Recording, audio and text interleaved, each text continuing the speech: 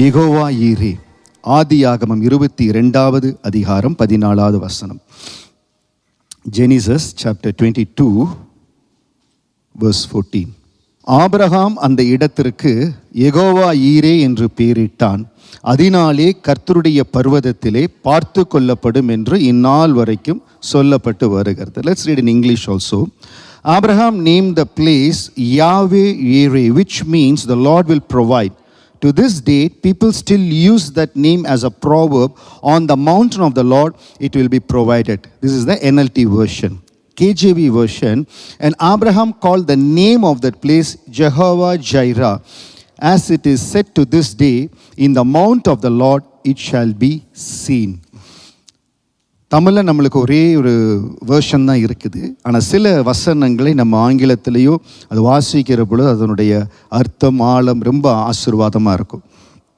So இந்த இடத்துல Abraham இந்த இடத்துக்கு சொல்லுகிறார், யெகோவா ஈரே என்று பெயரிடுகிறார். கர்த்தருடைய பர்வதத்தில் எல்லாம் பார்த்து கொள்ளப்படும். இந்த ஆதியாகமம் 22வது அதிகாரம் மோஸ்ட்லி எல்லாருக்கும் தெரிந்தது. பட் யாரோ ஒரு சிலர் தேவைப்படுறவங்களுக்காக சொல்கிற, ஆபிரகாம் என்கிற தேவ மனிதர் ஆண்டவர் அவரிடத்துல பேசுகிறார். ஆபிரகாமை ஆண்டவர் 75 வயதாக இருக்கும்போது அழைத்தார். வாப்பா, நான் காண்பிக்கிற தேசத்துக்கு நீ போ அப்படின்னு சொன்னார். அவருக்கு 25 ஆண்டுகள் கழித்து ஆசீர்வாதத்தை கொடுத்தார். ஒரு மகனை கொடுத்தார், ஆசீர்வாதமான மகனை. 17 ஆண்டுகள் கழித்து அவனால் வளர்ந்து வாலிப பருவன் ஆயிட்டான். அப்போ ஆண்டவர் சொல்கிறார், ஆதியாகமம் 22வது அதிகாரம் முதல் வசனத்தில் முதல் 2 வசனம் பாருங்கள். ஆதியாகமம் 22 வசனம் 1-2. இந்த காரியங்கள் நடந்த பின்பு தேவன் ஆபிரகாமை சோதித்தார். எப்படி எனில் அவர் அவனை நோக்கி ஆபிரகாமே என்றார். அவன் இதோ அடியேன் என்றான். அப்பொழுது அவர், உன் புத்திரனும் உன் ஏகசுதனும் உன் நேசகுமாரனுமாக ஈசாக்கை நீ இப்பொழுது அழைத்து கொண்டு மோரியா தேசத்துக்கு போய் அங்கே நான் உனக்கு குறிக்கும் மலைகள் ஒன்றின் மேல் அவனை தகன பலியாக பலியிடு என்றார். பாருங்க, 25 வருஷம் ஆசீர்வாதத்துக்காய் ஆபிரகாம் காத்திருந்தார். 17 வருஷம் அந்த ஆசீர்வாதத்தை அனுபவிக்கிறார். ஆண்டு சொல்றார், போய் தகன பலியிடு. எதையுமே யோசிக்காம அந்த மகனை எடுத்துக்கொண்டு அவர் கடந்து போகிறார். அவர் கடந்து போகிறார். கூட 2 வேலைக்காரங்க போகிறாங்க. அந்த மோரியா மலைக்கு போகிறார். அந்த இடத்துக்கு போன உடனே என்ன செய்கிறார், அந்த மலைக்கு மேலே போகணும். வேலைக்காரர்களை கீழே இருக்க சொல்லிட்டு நானும் பிள்ளையாண்டானும் மேலே போய் ஆண்டவருக்கு பலி செலுத்தி வருகிறோன்னு மேலே போகிறார். இவருக்கு தெரியுது, நான் மகனை தான் பலியிட போகிறேன். அப்போ மகன் கேட்குறான், அப்பா நம்மக்கிட்ட கட்டை இருக்குது, ஆனால் ஆடு எங்கே இருக்குது? ஆண்டு பார்த்துக்குவார், நீ வாப்பாங்கிறார். வசனம் சொல்லுகிறது, அந்த பகுதி உங்களுக்கு வாசிக்கிற பாருங்க, இல்லாட்ட பின்பாக உங்களுக்கு அதை காமிச்சு கொடுக்குறேன். மேலே கொண்டு போகிறாரு. பலிபீடத்தை செய்து அந்த மகனை கட்டி அந்த இடத்துல வச்சு கத்தி ஓங்குறார் அவனை குத்துவதற்காக. அப்போ வானத்திலிருந்து சத்தம் வருது, பிள்ளையாண்டான் மேல் கை போடாதே. அப்போ பக்கத்தில் ஒரு ஆடு இருக்குது, அதை எடுத்து அந்த இடத்துல பலி கொடுக்கிறார். அந்த நேரத்தில் அவர் சொல்கிற வசனம் தான் இது. ஆபிரகாம் அந்த இடத்துக்கு யெகோவா ஈரே என்று பெயரிட்டான். கர்த்தருடைய பர்வதத்திலே பார்த்து கொள்ளப்படும். இன்னைக்கு இந்த காலை வேளையில் இந்த வார்த்தை, இந்த செய்தியை கேட்டுக்கொண்டிருக்கிறீங்க. நான் அடுத்து எடுக்க போகிற காரியத்தில் இப்படித்தான் நடக்க போகுது போல, இந்த காரியம் கைவிட்டு போகும் போல, இந்த காரியம் நடக்காது போல நீங்கள் நினச்சிட்டு இருந்தீங்கன்னா இல்லவே இல்லை. எந்த ஒரு ஆசீர்வாதம் உங்களை விட்டு போகாது. உங்கள் கரத்தில் கர்த்தர் கொடுத்த எந்த நன்மையும் உங்களை விட்டு போகாது. ரெட்டிப்பான ஆசீர்வாதமாக தான் கர்த்தர் கொடுப்பாரே தவிர ஒரு நாளும் நம்ம கரத்திலிருந்து ஆசீர்வாதம் போகும்படியாக கர்த்தர் விடவே மாட்டார். அது எப்படி பாச நடக்கும்? கர்த்தருடைய பர்வதத்தில் எல்லாம் பார்த்து கொள்ளப்படும். ஆபிரகாம் செய்தது போல ஆபிரகாம் எப்பொழுதுமே கர்த்தருடைய வழி நடத்துதலில் நடந்த மகன். ஏன் கர்த்தர் ஆபிரகாம் எப்படி நடத்தினார்னா, எப்பொழுதும் கர்த்தருடைய வழி நடத்துதல் இருந்த மகன், ஆண்டவரை மிக மிக நம்பின ஒரு மகன். யோசிச்சு பாருங்க, 1 வருஷம் 2 வருஷம் இல்லை, 25 வருஷம் ஆண்டரை விசுவாச நம்பி இருக்கிறார். இன்னொரு இறுதி என்னன்னு கேட்டிங்கன்னா, ஆண்டவர் எதிர்பார்க்கிற இருதயம். நீங்கள் சில வேளையில் கேட்கலாம், பாஸ்டர் நானும் ஆபிரகாமை போல அந்த ஆசீர்வாதத்தை பெற்றுக்கொள்ளணும். சில வேளைகள் ஆண்டவருக்காய் தியாகம் செய்யும்படியாய் நம்ம இருதயம் ஆயத்தமாக இருக்கணும்.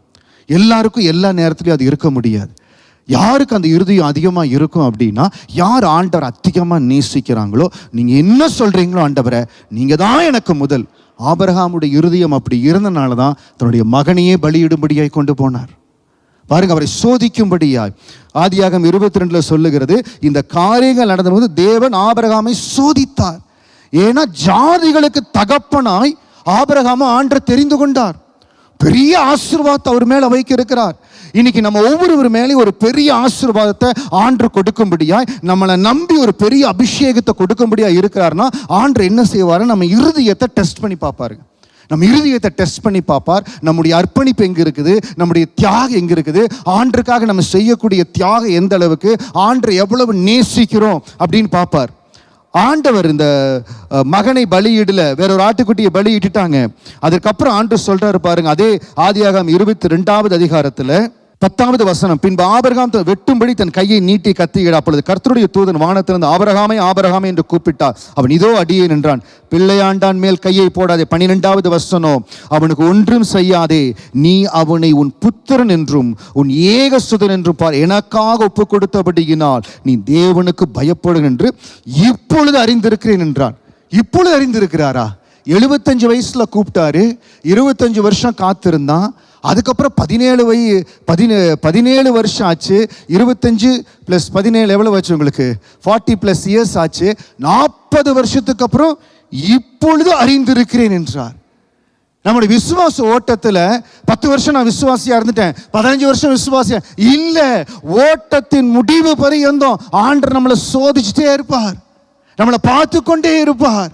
நம்ம இன்னும் புடமிட பொன்னாக விளங்குறமா பார்ப்பார். யோபு அப்படித்தானே பார்த்தார், எவ்வளவோ ஆசீர்வாதமா பார்த்தார். இன்னைக்கு ஒரு சிலருடைய இருதயத்தில் எண்ணங்கள் ஓடும், 20 வருஷம் விசுவாசியா இருக்கிற, இன்னும் எனக்கு சோதனையா. 40+ இயர்ஸ் இருந்த ஆபிரகாம் ஆண்டவர் சோதிச்சாருங்க. வசனம் சொல்லுகிறது, நீ தேவனுக்கு பயப்படுகிறேன் என்று இப்பொழுது அறிந்திருக்கிற. ஆண்டவர் யோசிக்கிறார், இவன் மேல அந்த ஆசீர்வாதத்தை வைக்கலாமா, இவங்க மேல இந்த நன்மையை வைக்கலாமா, இவங்களுக்கு அந்த கிருபையை கொடுக்கலாமா, இவனை நான் பிதா ஜாதிகளுக்கு தகப்பனாக்க போறேன், இந்த தியாகத்தை செய்வாப்பிள்ளையா யோசிக்கிறார். அதனால தாங்க அன்னாளுக்கு ஆண்டவர் மகிமையா இறங்கினார். ஆபிரகாமை சோதித்தார். உன் பிள்ளைய கொடுனாரு. ஆபிரகாம் பலியிட போனார். அன்னாளுக்கு பிள்ளையே பிறக்கல. அந்த மகள் சொல்றார், நீங்க எனக்கு ஒரு குமாரனை கொடுத்தா அவன் வாழ்நாள் முழுதும் உங்களுக்கு கொடுப்பேன். அது ஆண்டர உலுக்கிருச்சு. இன்னைக்கும் தேவனுடைய சிங்காசனத்தை அசைக்கும்படிய நம்ம ஜெபங்கள் இருக்கும். இன்றைக்கு ஒருவேளை நீங்க ஜெபிக்கிற ஜெபம் தேவனுடைய சிங்காசனை அசைக்க முடியும். எப்படின்னா, ஆண்டு எதிர்பார்க்காத ஒரு பொருத்தனை, ஆண்டு எதிர்பார்க்காத ஒரு தியாகம். அப்படிப்பட்ட ஒரு தியாகம் ஆபிரகாமனுடைய வாழ்க்கையில் இருந்தது.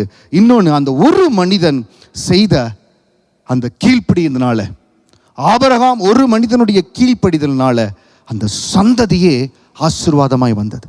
அதனால ஈசாக் ஆசீர்வாதமாக இருந்தார்.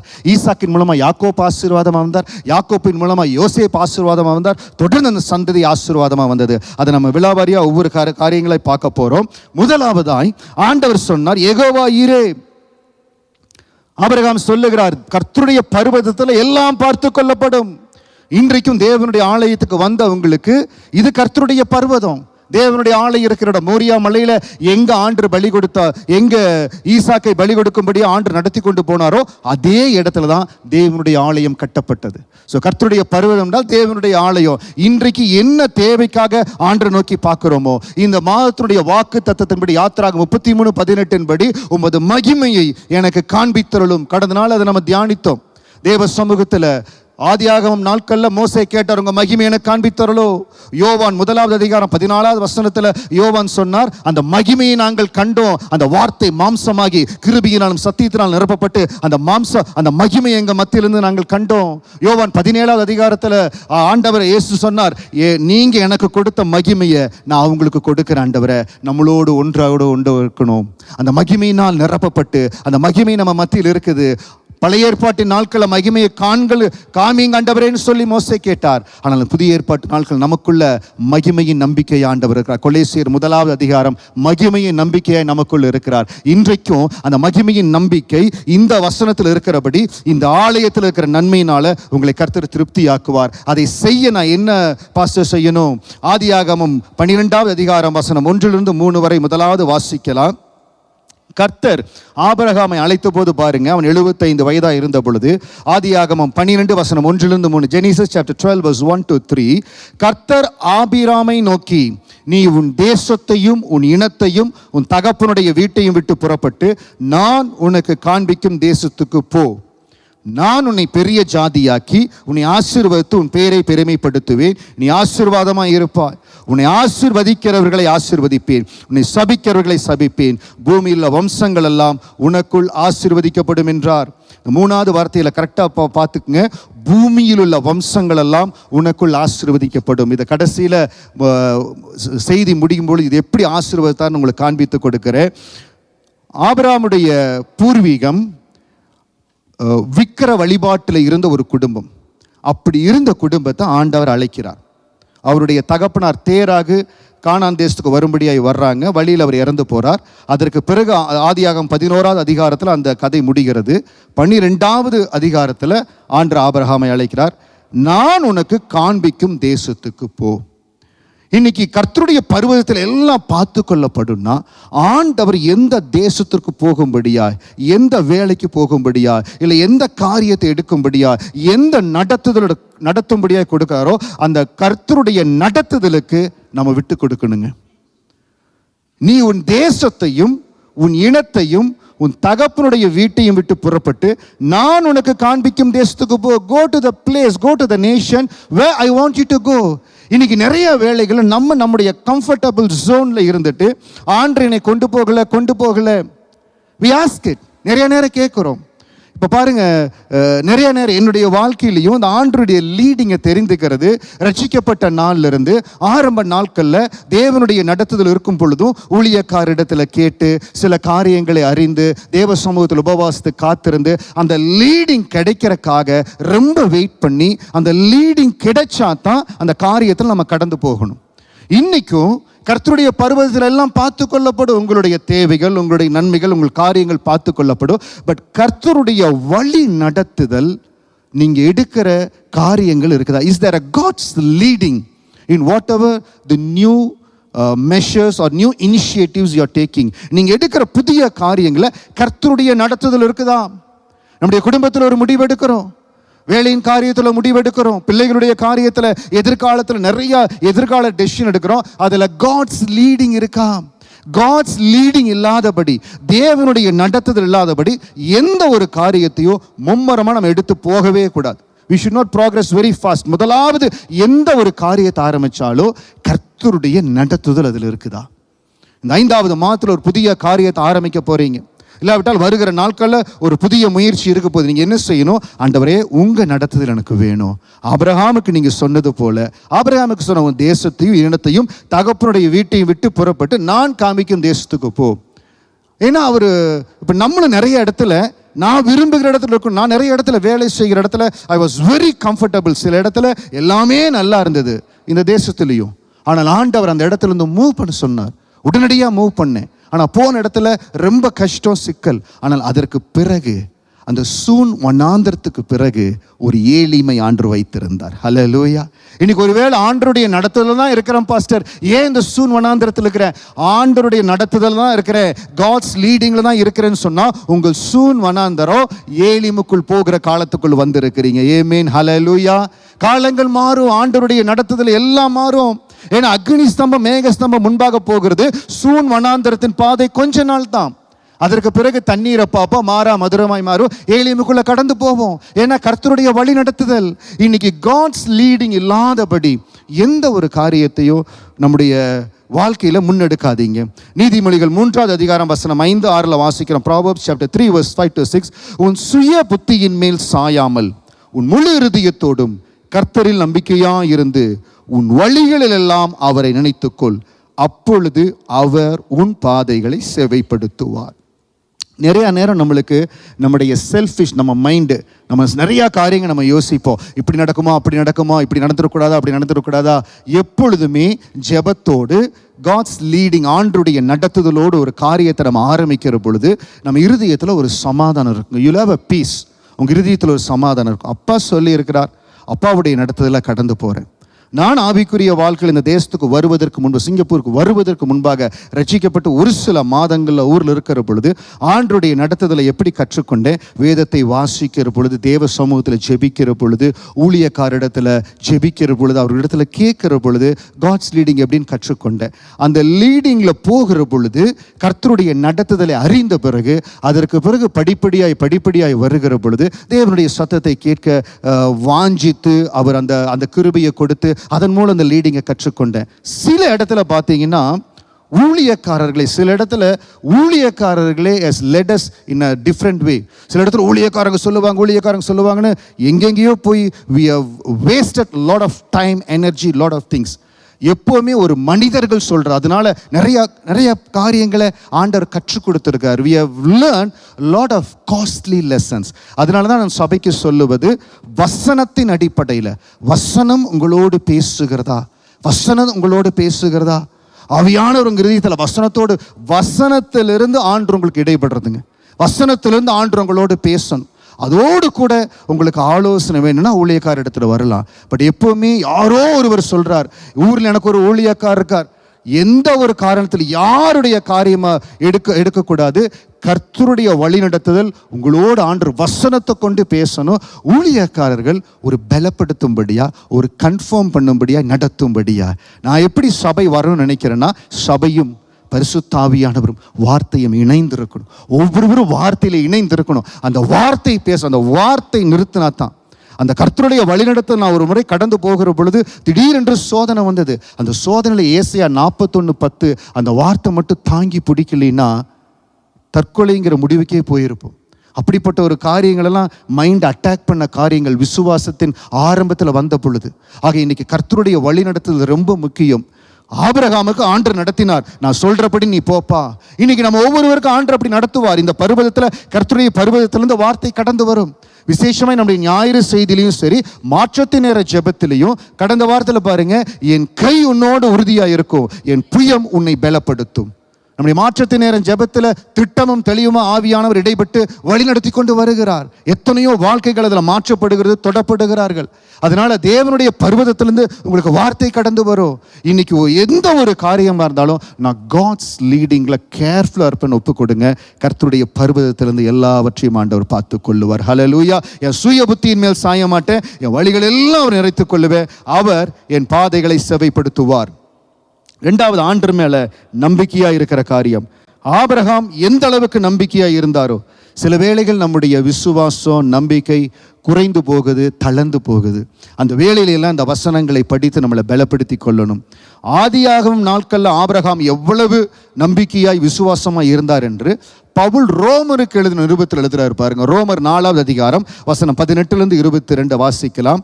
உன் சந்ததி இவ்வளவா இருக்கும் என்று சொல்லப்பட்டபடியே தான் அநேக ஜாதிகளுக்கு தகப்பனாவதை நம்புவதற்கு ஏதுவில்லாதிருந்தும் அதை நம்பிக்கையோடு விசுவாசித்தான். 75 வயசுல ஆபிரகாம ஆண்டவர் கூப்பிடுறார், வாப்பா நான் உன்னை பெரிய ஜாதியாக்குற. அவனுக்கு 87 வயதாகிற பொழுது குழந்தையே இல்லை. அப்போ 10 வருஷத்துக்கு மேலே ஆயிடுச்சு ஆண்டவர் அழைத்து. அதனால சாரால் என்ன செய்கிறாள், தன்னுடைய பணிப்பெண்ணாக இருக்கிற ஆகாரை ஆபிரகாமுக்காக கொடுத்து அவன் மூலமாக சந்ததி உருவாகட்டுன்னு சொல்றார். இஸ்மவேல் உருவாகிறான். ஆபிரகாம் நினைச்சிட்டா இஸ்மவேல் தான் தன்னுடைய சந்ததின்னு. அந்த 87 வயதில் கூட ஆண்டு சொல்றார், இல்லை இஸ்மவேல் உன் சந்ததி இல்லை, வாக்கு தத்தத்தின் பிள்ளை தான் உன் சந்ததி. நம்புவதற்கு ஏதுவில்லை, ஆனாலும் நம்பிக்கையோடு விசுவாசித்தான். 90 ஆகுது, 95 ஆகுது. 19வது வசனம், அவன் விசுவாசத்திலே பலவீனமாக இருக்கவில்லை. அவன் ஏறக்குரிய 100 வயதுள்ளவனாக இருக்கும்போது தன் சரீரம் செத்து போனதையும் சாராளுடைய கர்ப்பம் செத்து போனதையும் எண்ணாதிருந்தான். எப்படி பாஸ்டர் எண்ணாதிருந்தாப்புல? அந்த நாட்கள் இருந்திருக்கார். ஏன்னு கேட்டால், ஆண்டவர் அவரோடு பேசுகிறாரு, அவங்களோட பேசுகிறாங்க. சோஷியல் மீடியா இல்லை, ரொம்ப ஃப்ரெண்ட்ஸ் சர்க்கிள் இல்லை, குழப்பறதுக்கு ஆள் இல்லை. அதனால் ஆண்டவர் சொன்னார், நான் நம்பிட்டேன். இன்னைக்கு நிறைய காரியங்கள், இன்னைக்கு நமக்கு நிறைய இன்புட்ஸ், நிறைய காரியங்களால தான் நம்ம குழம்பி போகிறோம். ஏதாவது ஒரு காரியம் எடுத்து அதில் அந்த ரிவ்யூ பார்த்தே நம்ம குழம்பி இதை எடுக்கலாமா அதை எடுக்கலாமா, நிறையா காரியங்கள் வருது. அந்த நாட்கள் அவங்களுக்கெல்லாம் இது இல்லை பாருங்க. நம்ம காரியம் எப்படி இருக்குன்னா, ஆண்டவர் சொல்கிறாரு, நான் நம்புகிறேன். ஆண்டவர் எனக்கு வாக்கு கொடுத்துட்டார். ஏசாயா 43:19, பழைய முந்தையவர்கள்லாம் ஒளிந்து போயின எல்லாம் இதோ நான் புதிய காரியத்தை செய்கிறேன். அதை பிடிச்சு கொண்டு நான் புதிய காரியத்தை எனக்கு ஆண்டவர் செய்கிறார், இந்த வருடத்தில் கர்த்தர் எனக்கு புதிய காரியத்தை செய்கிறார், அதை புரித்து ஒரே மனதை செபிக்கணும், விடாது செபிக்கணும். மிருத செடிக்கு பதிலாக காஞ்சோரிக்கு பதிலாக மிருத செடி எழும்பும். அந்த இடத்துல ஆண்டவர் வாக்குத்தத்தத்தின் வசனம் கொடுக்கிறார், அதை பிடித்து கொள்ளணும். உங்க கை என்னோடு உறுதியா இருக்கோ, உங்க புயம் என்னை பலப்படுத்தோ, எந்த வாக்குத்தத்த வசனம் உங்களை பிடிக்குதோ அதை மட்டும் நீங்க உறுதியா பிடிச்சு ஆழமா அதுல போயிட்டீங்க, ஜெயம் வாழ்க்கையில மட்டமட்டன் உருவாயிருங்க. அவன் எண்ணாதிருந்தான், தேவனுடைய வாக்குத்தத்தத்தை குறித்து அவன் அவிசுவாசமாய் சந்தேகப்படாமல், அவிசுவாசமாய் சந்தேகப்படல. எனக்கு செய்ய என் ஆண்டவர் வல்லமையுள்ளவர். நீங்க சொல்லணும், எனக்கு வாக்கு கொடுத்த ஆண்டவர் வல்லமையுள்ளவர். ஹல்லேலூயா. அவர் பெரிய காரியங்களை செய்வார். தேவன் வாக்குத்தத்தம் மன்னினதை நிறைவேற்ற வல்லவராய் இருக்கிறார் என்று முழு நிச்சயமாய் நம்பி தேவனை மகிமைப்படுத்தி விசுவாசத்தில் வல்லவனானான். ஆகையால் அது அவனுக்கு நீதியாக எண்ணப்பட்டது. ரோமருக்கு எழுதின பவுல் எழுதுகிறார், அந்த அளவுக்கு விசுவாசத்துல அவன் வல்லவனா, நம்புவதற்கு ஏதுவில்லாதிருந்தும் அது நம்பிக்கையோடு விசுவாசித்தான். இன்னைக்கு எந்த காரியம் எனக்கு இது நடக்கும்னு நான் நினைக்கல பாஸ்டர், எனக்கு இது கிடைக்குன்னு ஒரு நம்பிக்கை இல்லை. ஏதாவது ஒரு காரியத்தை நீங்கள் அப்படி மனதில் வைத்திருந்தீங்கன்னா, கடந்த நாட்களில் சில நேரங்கள் நான் சொல்லுவது உண்டு, உங்களுடைய ஜேர்னலில் எழுதி அதில் கரத்தை வைத்து, ஆண்டவரே இந்த வசனத்தின்படி இந்த வாக்கின்படி என்னை ஆசீர்வதிங்கன்னு சொல்லி ஜெபிக்கிற பொழுது நம்புவதற்கு ஏதுவில்லாதிருந்தோ, ஆண்டவரே ரோமர் 4:18 நம்பிக்கையோடு ஆபிரகாம் விசுவாசித்தார். இன்னைக்கு நான் சொல்லுவேன், நம்புவதற்கு ஏதுவில்லை தான், ஆனால் நான் நம்புறேன், கர்த்தர் எனக்கு வாய்க்க பண்ணுவார். ஆண்டவருடைய லீடிங் எதில் இருக்குதோ அந்த லீடிங் படி ஜெபிங்க. கர்த்தருடைய நடத்துதலுக்காய் ஜெபிங்க. வேலையா இருக்கட்டும், இல்லை இந்த தேசத்துல தங்கி தாபரிக்கிற தேசத்தை சுதந்திரிக்கிற காரியமா இருக்கட்டும், ஆண்டவருடைய லீடிங் இருக்குது, அதற்காய் ஜெபிங்க.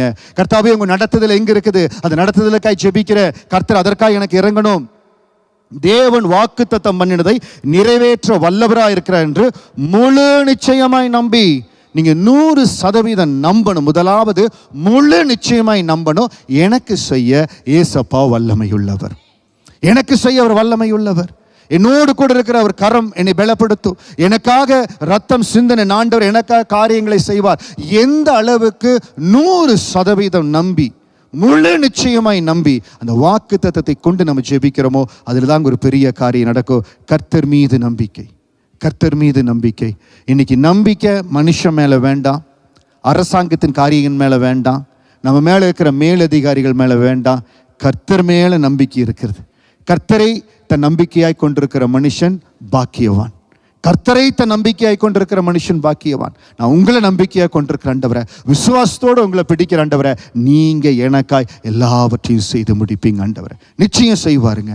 ஆண்டு என்ன முன் குறித்திருக்காரோ நிச்சயம் நமக்காய் செய்வார். அந்த நம்பிக்கையோடு அவர் இருக்கிறார். இன்னொரு பாருங்க, ஆபிரகாமுடைய இருதயம் எவ்வளவு தியாகத்தோடு இருந்தது. ஆண்டு சொல்றார், உன்னுடைய ஏக சுதனை ஒரே மகனை எனக்காக பலியிடுன்னு சொல்றார். தன்னுடைய மனைவி இடத்துல கூட கன்சல்ட் பண்ணல, தன்னுடைய மகனை அழித்து கொண்டு அவர் கடந்து போகிறார். அந்த மேலே மோரியா மலைக்கு கடந்து போறாங்க.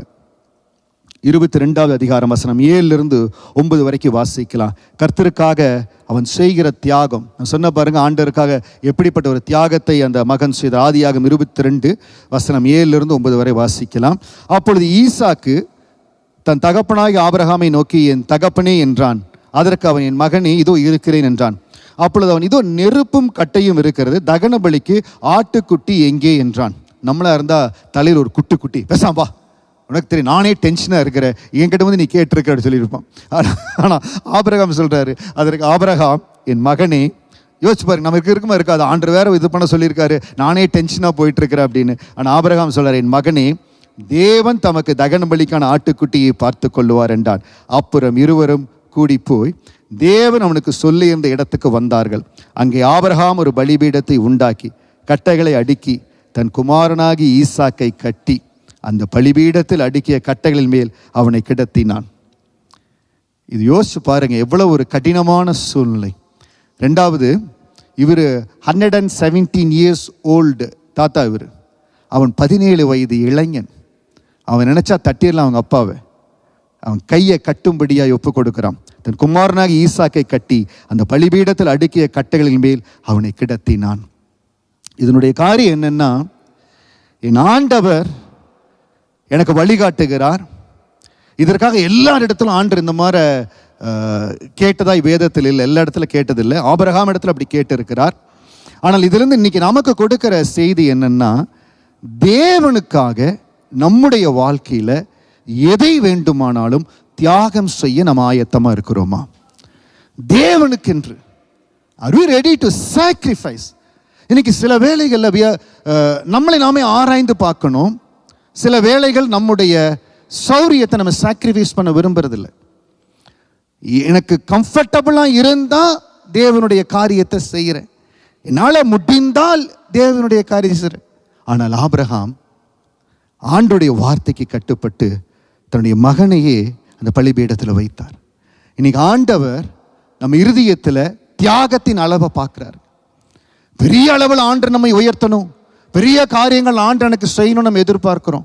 அதே வேளையில் ஆண்டுக்காக இப்போ பர்சனலாக உங்கள் ஒவ்வொருவருக்கும் தெரியும், நம்ம ஒவ்வொருவருக்கும் தெரியும், நான் ஆண்டுக்காக என்ன தியாகம் பண்ணுறேன். இந்த 4 மாதங்கள் இந்த புது வருஷத்தில் ஆண்டுக்காக நான் என்ன தியாகம் பண்ணுறேன், ஆண்டுக்காக என்னை எப்படி ஊற்றுகிறேன், ஆண்டுக்காக என்னை எப்படி தேவனுக்கு என்று கொடுக்கிறேன். அந்த தியாகமுள்ள இருதயங்களை ஆண்டு பார்க்கிறார். ஆபிரகாம் இடத்துல ஏன் அவருடைய குமாரனை கேட்டார்னா, ஜாதிகளுக்கு தகப்பனாய் விசுவாசத்தின் தந்தையாய் ஆபிரகாம் ஆண்டு உருவாக்க போறார். அப்படிப்பட்ட ஒரு தியாகமுள்ள இருதயம் இருக்கான்னு ஆண்டு பார்த்தார். ஆபிரகாம் ஒருவேளை நம்பிக்கையா இருந்திருக்கலாம், ஆண்டு தான் மகனை கொடுத்தார். ஒருவேளை இந்த மகனை பலியா கொடுத்தா அவனை போலவே 3 மடங்கு ஆண்டு எனக்கு கொடுக்கலாம், 4 பிள்ளைகளை கொடுக்கலான்னு மனசுல ஒரு விசுவாசம் இருந்திருக்கலாம். இன்னைக்கு தேவ சமூகத்தில் நம்முடைய காரியங்கள் ஆண்டவர் நம்ம ஒவ்வொரு இடத்துல எதிர்பார்க்கிறது எல்லார் இடத்துல ஒரே மாதிரி இல்லை. ஒவ்வொரு இடத்துல ஆண்டு ஒவ்வொரு காரியங்களை எதிர்பார்க்கிறார். ஆண்டவர் எதிர்பார்க்கிற தியாகம் தேவ சமூகத்தில் அந்த பலிபீடத்தில் நம்ம வைக்கிறோமா? முதலாவது நம்மை பலிபீடத்தில் ஒரு பலியாய் கொடுத்து ஆண்டுக்கு துதி செலுத்தும்படியாய், ஆண்டரை உயர்த்தும்படியாய், ஆண்டு கொடுத்து இந்த ஜீவனுக்காய் தினமும் நன்றி செலுத்தும்படியாய் அந்த துதி பலிகள் நம்முடைய ஸ்தலங்களில் நம்ம இருக்கிற வீடுகளிலிருந்து துதி பலிகள், ஸ்தோத்திர பலிகள் எழும்புதான்னு கொஞ்சம் யோசிச்சு பாருங்க. ஒவ்வொரு வீட்டையும் பரலோகம் உற்று பார்க்கிறது. இந்த வீட்டின் மேலே நான் கிருபை கொடுத்துருக்கிறேன், இந்த வீட்டை ஆசீர்வதிக்கிறேன், வானத்தின் வாசல் இந்த வீட்டின் மேலே இருக்குது. ஆனால் தினந்தோறும் அந்த வீட்டிலிருந்து ஸ்தோத்திர பலிகள், துதி பலிகள் எழும்புகிறதா? கர்த்தருக்கென்று உகந்த வாசனையாய் இருக்கும்படியாய் ஸ்தோத்திர பலிகள் எழும்புகிறதா? கர்த்தருடைய வசனத்தை வாசிக்கிற பொழுது கர்த்தருடைய வசனத்தை வாசிக்கிற அந்த வாசனை அந்த குடும்பத்திலிருந்து எழும்புகிறதா?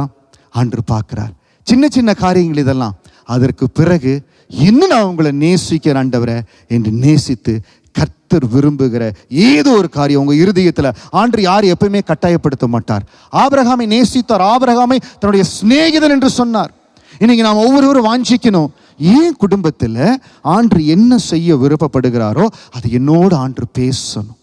வரும் நாட்களில் அதற்காக நம்ம முயற்சி செய்யணும். அது ஒரே நாளில் வராது. ஆண்டோடு பழக பழக ஆண்டவரே என்னுடைய எதிர்கால காரியங்கள் எப்படி இருக்கும், எங்கள் பிள்ளைகளுடைய காரியங்கள் எப்படி இருக்கும். இப்போ ஊழியத்திற்காக ஜெபிக்கிறோம், அன்றைய ரெகோபோத் ஊழியத்தினுடைய காரியங்கள் எப்படி இருக்கும் ஆண்டு சொல்லணுங்க. ஒரு ஊழியத்தை குறித்து ஒரு ஊழியக்காரனுக்கு தெரியணும். அப்பொழுது அந்த ஊழியத்தை தேவன் விரும்புகிறபடி நடத்தி கொண்டு போக முடியும். அதே போல் ஒரு குடும்ப தலைவன் தலைவிக்கு அந்த லீடிங், காட்ஸ் லீடிங் காண்பிக்கணும். அப்போ இந்த இடத்துல ஆபிரகாம் என்ன செய்கிறார்? ஆண்டு எதிர்பார்க்கிற அந்த பலியை கொடுக்கிறார். இன்னைக்கு முதலாவது நம்முடைய வீடுகளில் அந்த ஸ்தோத்திர பலி, அந்த துதி பலி, ஆண்டவர் உகந்து வாசனையாய் ஏற்றுக்கொள்ளுகிற அந்த துதி பலி, ஸ்தோத்திர பலி ஒவ்வொரு குடும்ப தலைவனும் ஒவ்வொரு குடும்ப தலைவியோ ஒவ்வொரு வாலிப செல்வங்களோ நம்ம செய்கிறோமான்னு யோசிச்சு பார்க்கணும். பரலோகம் நம்முடைய வீட்டை பார்க்கிறது. பெரிய தியாகத்தை ஆபிரகாம் கொடுத்த மாதிரி பெரிய பலி ஆண்டு எதிர்பார்க்கல. ஸ்தோத்திர பலி, ஆண்டை உயர்த்துகிற பலி, கர்த்தருடைய வசனத்தை வாசித்து அந்த வசனத்தை வாசிக்கிற அந்த வாசனை வீட்டில் இருக்குதான் ஆண்டு பார்க்கிறார். இதெல்லாம் சின்ன சின்ன காரியங்கள். இதெல்லாம் படிப்படியாக செய்கிறார். எந்த ஸ்தலத்தில் ஸ்தோத்திர பலி, அந்த ஆண்டை உயர்த்துகிற அந்த துதிபலி இருக்கிறதோ, எந்த இடத்துல கர்த்தருடைய வசனத்தை வாசித்து கர்த்தருடைய வசனத்தை தியானிக்கிறீங்க, ஆண்டு இப்படிப்பட்ட ஒரு வசனத்தை கொடுத்துருக்காரு, எவ்வளோ ஒரு ஆசீர்வாதமான வசனம், அன்றே இந்த வசனம் என்னோடு பேசுகிறது, இந்த வசனத்தின்படி இன்னும் நாங்கள் உங்களுக்காய் வாழுகிறோன்னு சொல்லுகிற ஒரு சம்பாஷணை வீட்டுக்குள்ள வருது. ஆண்டு பார்க்கிறார். அதன் மேலே ஆண்டு பிரியமாக இருப்பாருங்க. அந்த இடத்துல தான் காட்ஸ் லீடிங் கடந்து வரும். அந்த இடத்துல தான் காட்ஸ் லீடிங் கடந்து வரும். அந்த வழி நடத்துதல் கடந்து வருகிற குடும்பத்தில் தான் எனக்காக இந்த காரியத்தை செய்யுங்கன்னு சொல்லி ஆண்டு பேசுவார். முதலாவது நம்ம குடும்பங்களில் ஸ்தோத்திர பலிகள், துதி பலிகள், கர்த்தருடைய வசனத்தை வாசிக்கிற அந்த வசனத்தின் வாசனை வீட்டில் இருக்கட்டும். அது இருக்கிற பொழுது ஆண்டருடைய நடத்துதல் நம்ம குடும்பத்தில் கடந்து வரும். காட்ஸ் லீடிங் கடந்து வரும். அந்த காட்ஸ் லீடிங் கடந்து வந்து அந்த பிரச்சனை நம்ம நடத்துகிற பொழுது ஆண்டரே பேசுவார். ஆண்டரே நீங்கள் ஜெபிக்கும் பொழுது பேசுவார். எனக்காக அந்த காரியத்தை செய் மகனே, எனக்கு அந்த காரியத்தை செய் மகளே. அதை செய்ய நீங்கள் முற்படுகிற பொழுது அங்கே தான் இன்னும் ஆண்டரோடு இன்னும் சிநேகிதியாய் நம்ம இணைந்து கொள்ளுகிறோம். ஆபிரகாம் அப்படி தான் இருந்தார். அதனால தான் ஆபிரகாமுக்கு ஆண்டவர் சொன்னார். இன்னொரு இடத்துல சோதோம் கொமோராவை அழிப்பதற்கு முன்பாக ஆண்டவர் சொன்னார், என் சிநேகிதனாகிய ஆபிரகாமுக்கு நான் சொல்லாமல் இதை செய்வேனோ. அப்படி இருந்ததுன்னா நம்ம குடும்பத்தில் ஒவ்வொரு காரியத்தையும் சொப்பனத்திலேயோ ஏதோ ஒரு விதத்தில் கர்த்தர் நமக்கு காண்பித்து கொடுப்பார். ஆபிரகாம் எப்படி ஆண்டரோடு அப்படி ஒரு சிநேகிதனாக இருந்தாரோ அதை போல இருக்கும்படியா நம்ம இன்னைக்கு பிரயாசப்படுவோம். எந்தெந்த இடத்துல தேவனுக்கென்று தியாகமாய் கொடுக்கணுமோ அது தியாகமான நேரத்தை கொடுப்போம். தொடர்ந்து அந்த ஜெனரேஷனல் பிளெஸ்ஸிங், சந்ததியின் ஆசீர்வாதம் வந்ததை பார்க்குறோம் பாருங்க. ஆதியாகமம் 22வது அதிகாரம். அந்த இடத்துக்கு யெகோவா ஈரே என்று அவர் சொல்லிவிட்டார். வசனம் 14-18 வரை வாசிக்கிறேன். ஆதியாகமம் 22 வசனம் 15-14-18. ஆபிரகாம் அந்த இடத்திற்கு யெகோவா ஈரே என்று பெயரிட்டான். அதனாலே கர்த்தருடைய பர்வதத்திலே பார்த்து கொள்ளப்படும் என்று இந்நாள் வரைக்கும் சொல்லப்பட்டு வருகிறது. கர்த்தருடைய தூதனாய் 2ஆம் வானத்திலிருந்து ஆபிரகாமை கூப்பிட்டு, நீ உன் புத்திரன் என்றும் உன் ஏக சுதன் என்றும் பாராமல் அவனை ஒப்புக் கொடுத்து இந்த காரியத்தை செய்தபடியினால் நான் உன்னை ஆசீர்வதிக்கவே ஆசீர்வதி, உன் சந்ததியை வானத்து நட்சத்திரங்களைப் போலவும் கடற்கரை மணலைப் போலவும் பெருகவே பெருக பண்ணுவேன் என்றும், உன் சந்ததியார் தங்கள் சத்துருக்களின் வாசல்களை சுதந்திரித்துக் கொள்வார்கள் என்றும், நீ என் சொல்லுக்கு கீழ்ப்படிந்தபடியினால் உன் சந்ததிக்குள் பூமியில் உள்ள சகல ஜாதிகளும் ஆசீர்வதிக்கப்படும் என்று என் பேரில் ஆணையிட்டேன் என்று கர்த்தர் சொல்லுகிறார் என்றார். இதுதான் நான் உங்களுக்கு முதல்ல சொன்னேன். ஆதியாகமம் 12வது அதிகாரம் 3வது வசனத்தில் பூமியில் உள்ள வம்சங்கள் எல்லாம் உனக்குள் ஆசீர்வதிக்கப்படும். அதே பாருங்க, ஆதியாகமம் 22:18, நீ என் சொல்லுக்கு கீழ்ப்படிந்தபடியால் இந்த உன் சந்ததிக்குள் பூமியில் உள்ள சகல ஜாதிகளும் ஆசீர்வதிக்கப்படும் என்று என் பேரில் ஆணையிட்டேன் என்று கர்த்தர் சொல்லுகிறார். நீ என் சொல்லுக்கு கீழ்ப்படிந்தபடியினால்.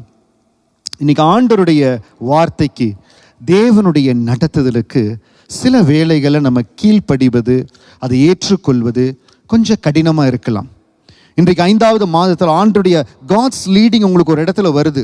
ஆனால் நீங்கள் பார்க்குறீங்க, இது என் மனசுக்கு கஷ்டமாக இருக்குதே, இல்லாவிட்டால் இந்த காரியத்தை எடுத்தேன்னா என்னுடைய சூழ்நிலைக்கு கொஞ்சம் கஷ்டமாக இருக்குமே, இல்லாவிட்டால் நான் இப்போ இருக்கிற இந்த கம்ஃபர்டபுள் ஜோனை விட்டு வெளியே போகிற மாதிரி இருக்குமே. அந்த காட்ஸ் லீடிங்க்கு நீங்கள் ஒப்பு கொடுக்காதபடி, if we are not obedient to God's leading, அந்த இடத்துல இல்லாத பொழுது அந்த ஆசீர்வாதத்தை இழந்து போவோம். ஆனால் வசனம் சொல்லுது பாருங்க, நீ என் சொல்லுக்கு கீழ்ப்படிந்தபடியினால் உன் சந்ததிக்குள் பூமியில் உள்ள சகல ஜாதிகளும் ஆசீர்வதிக்கப்படும் என்று என் பேரில் ஆணையிட்டேன்.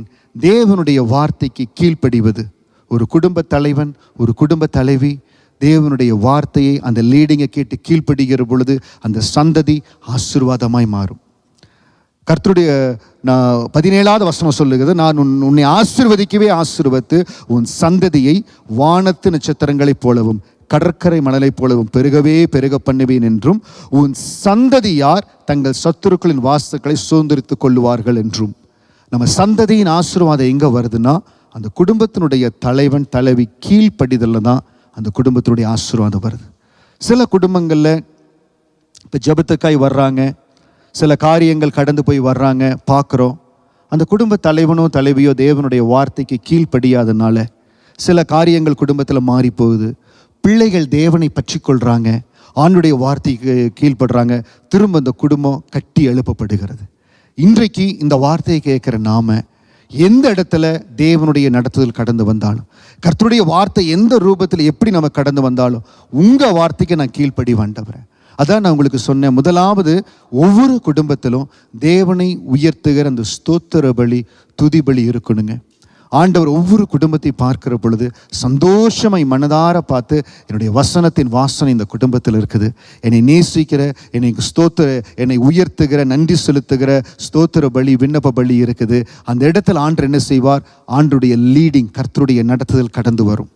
இந்த வார்த்தையை கேட்குற உங்க யாருக்கும் ஆண்டருடைய நடத்துதல் இல்லைன்னு சொல்லவே முடியாது.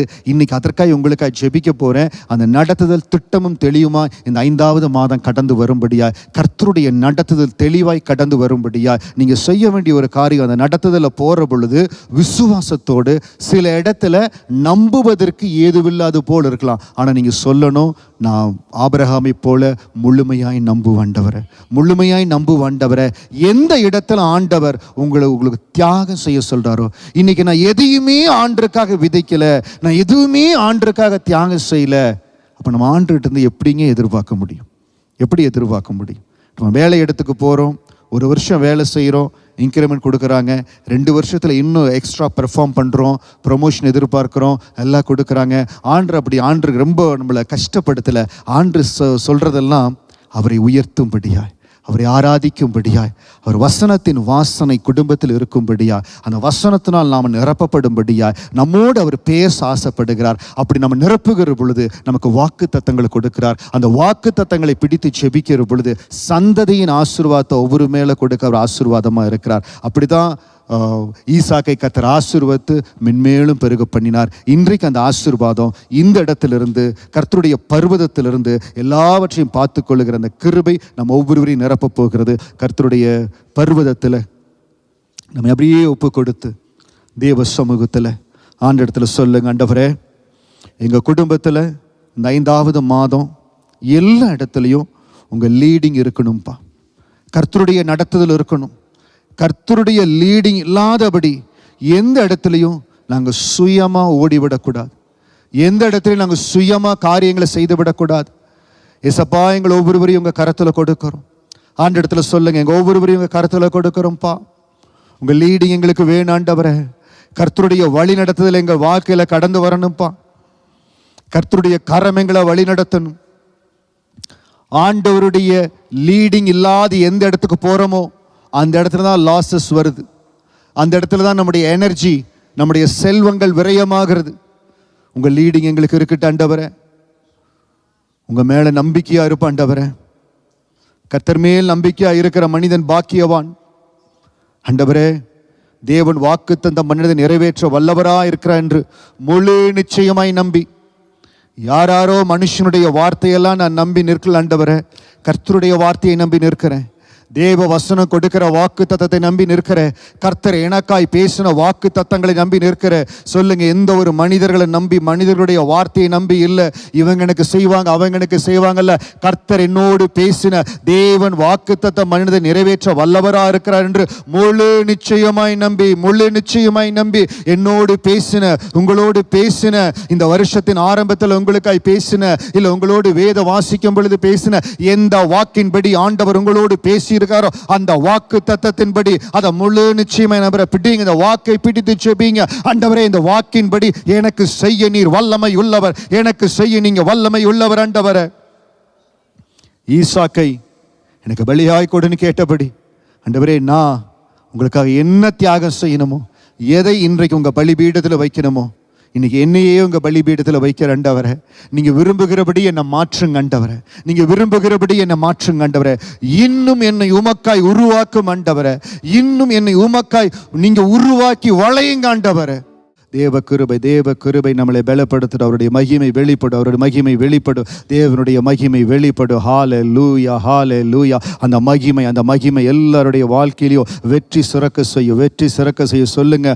ஆண்டவர் அந்த மகிமையை வாழ்க்கையில் காண்பிக்க போறா. என் வாழ்க்கையில் அந்த மகிமை வெளிப்பட போகிறது. உமது மகிமை எனக்கு காண்பித்தரலோ, உங்க வேலை ஸ்தலத்தில் அந்த மகிமை வெளிப்படட்டும், உங்க மெடிக்கல் காரியத்தில் மகிமை வெளிப்படட்டும், எந்தெந்த இடத்துல தேவைக்காய் ஜெபிக்கிறீங்களோ அந்த மகிமை வெளிப்படட்டும், மகிமை வெளிப்படட்டும். தேவ மகிமை வெளிப்படட்டும். அந்த மகிமையின் அபிஷேகம், மகிமையின் வல்லமை ஒவ்வொருடைய வாழ்க்கையில அற்புதமாய் அதிசயமாய் கடந்து வருவதற்காய் நன்றி. அவர் வெற்றி சிறந்து மகிமையாய் வெற்றி சிறக்க போறார். ஆண்டவரை உயர்த்தி இந்த பாடலை பாடணும். தேவன் வெற்றி சிறந்தார், நாம் பாடி கொண்டாடுவோம். Thank you Jesus.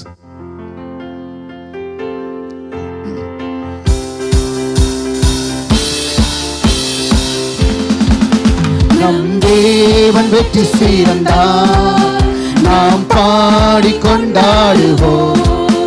நம் தேவன் வெற்றி சிறந்தார், நாம் பாடி கொண்டாடுவோம். முழு பலத்தோடு உம்மை உயர்த்திடுவோம், முழு உள்ளத்தோடு உம்மை ஆராதிப்போம், முழு பலத்தோடு உம்மை உயர்த்திடுவோம், கரங்களை தட்டி தட்டி ஆராதிப்போம், முழு மனதோடு உம்மை உயர்த்திடுவோம், கரங்களை தட்டி தட்டி ஆராதிப்போம், ஒரு மனதோடு உம்மை உயர்த்திடுவோம். நம் தேவன் வெற்றி சிறந்தார், நாம் பாடி கொண்டாடுவோம், நம் தேவன் வெற்றி சிறந்தார், நாம் பாடி கொண்டாடுவோம். பார்வோனின் சேனை துரத்தியதே, கலக்கமும் திகிலும் நெருக்கியதே, பார்வோனின் சேனை துரத்தியதே, கலக்கமும் திகிலும் நெருக்கியதே, எனக்காக யுத்தம் செய்ய வந்தவரே, எனக்காக எழுந்தவரே, எனக்காக யுத்தம் செய்ய வந்தவரே, எனக்காக எழுந்தவரே, கரங்களை தட்டி தட்டி ஆராதிப்போம், ஒரு மனதோடு உம்மை உயர்த்திடுவோம், கரங்களை தட்டி தட்டி ஆராதிப்போம், ஒரு மனதோடு உம்மை உயர்த்திடுவோம். நம் தேவன் வெற்றி சிறந்தார், நாம் பாடி கொண்டாடுவோம், நம் தேவன் வெற்றி சிறந்தார், நாம் பாடி கொண்டாடுவோம், நம் தேவன் வெற்றி சிறந்தார். நம் தேவன் வெற்றி சிறந்தார். Thank you Lord, thank you Lord, thank you Lord, thank you Lord. கொண்டாடுவோம், நம் தேவன் வெற்றி சிறந்தார். நாம் பாடி கொண்டாடுவோம். ஆண்டவரே, எங்களுடைய ஒவ்வொருடைய வாழ்க்கையிலையும் நீ வெற்றி சிறக்கிறதுக்காய் ஸ்தோத்திரம் ஆண்டவரே. எந்தெந்த இடத்துல உங்களுடைய நடத்துதல் கடந்து வரணுமோ ஆண்டவரே, இந்த புதிய மாதத்தில் உங்கள் நடத்துதல் கடந்து வரும்படியா ஜெபிக்கிறோம். ஆபிரகாமுக்கு திட்டமும் தெளிவுமாய் உம்முடைய நடத்துதல் கடந்து வந்தது ஆண்டவரே. ஆண்டவரே, தேவ பிள்ளைகள் எதிலெல்லாம் புதிய காரியங்களை புதிய துவக்கங்களை எடுக்கிறாங்களோ, let there be a God's leading, ஆண்டுடைய நடத்துதலில் கடந்து வரும்படியா ஆண்டவரே, விசுவாசத்தில் நம்பிக்கையில் ஆபிரகாமை போல நம்பிக்கையோடு விசுவாசத்தோடு வாக்கு தத்தம் பண்ணப்பட்டதை பெற்றுக்கொள்ளும்படியா அந்த வாக்கு தத்தத்தை வைத்து ஜெபிக்கிற அந்த கிருபை அந்த பலன் ஒவ்வொருவருக்குள்ள உருவாகும்படியா ஜெபிக்கிற. எந்தெந்த இடத்துல அவர்களுடைய அழைப்புக்கு ஏற்றபடி, அவர்களுடைய ஆசீர்வாதத்துக்கு ஏற்றபடி, அவர்களுடைய ஜெபத்திற்கு ஏற்றபடி அந்த தியாகமுள்ள இருதயம் ஒவ்வொருவருக்குள்ள உருவாகட்டும். ஒவ்வொரு குடும்பத்திலும் துதி ஸ்தோத்திர பலிகள் எழும்புகிற, ஒவ்வொரு குடும்பத்தில் கர்த்தருடைய வசனத்தின் வாசனை வீசுகிற முதலாவது அந்த காரியங்கள் எழும்பட்டும் ஆண்டவரே. தியாக இருதயங்கள், கர்த்தருக்கு தியாகம் செய்கிற இருதயங்கள் எழும்பட்டு ஆண்டவரே. அப்படிப்பட்ட கிருபை தயவு சபைக்கு மத்தியில் கடந்து வரட்டும் ஆண்டவரே. ஒவ்வொரு குடும்ப தலைவன் ஒவ்வொரு குடும்ப தலைவியோ உம்முடைய வார்த்தைக்கு கீழ்ப்படுகிறவர்களாய், ஆபிரகாமை பார்த்து நீங்க சொன்னது போல, நீ என் சொல்லுக்கு கீழ்ப்படிந்தபடியினாலே உன் சந்ததிக்குள்ள பூமியில் உள்ள சகல ஜாதிகளும் ஆசீர்வதிக்கப்படும் என்று என் பேரில் ஆணையிட்டேன் என்று சொன்ன வார்த்தையின்படி நாங்கள் ஒவ்வொருவரும் உம்முடைய வார்த்தைக்கு கீழ்ப்படுகிற பிள்ளைகளாய், உங்க வார்த்தைக்கு கீழ்ப்படிந்து நடக்கிற சபையாய் ஒப்புக் கொடுக்கிறோம் ஆண்டவரே. ஒவ்வொருவர் மீது தேவ தயவும் தேவ கிருபையும் தேவ பலனும் தெய்வீக ஆசீர்வாதமும் 5வது மாதத்துல மகிமையா இருக்கும்படியா ஜெபிக்கிற ஒவ்வொருவரையும் வல்லமையுள்ள கரத்தில் ஒப்புக் கொடுக்கிறோம். நாமம் உயர்த்தப்படுவதாக இயேசுவின் நாமத்தில் ஜெபிக்கிறோம் நல்ல பிதாவே.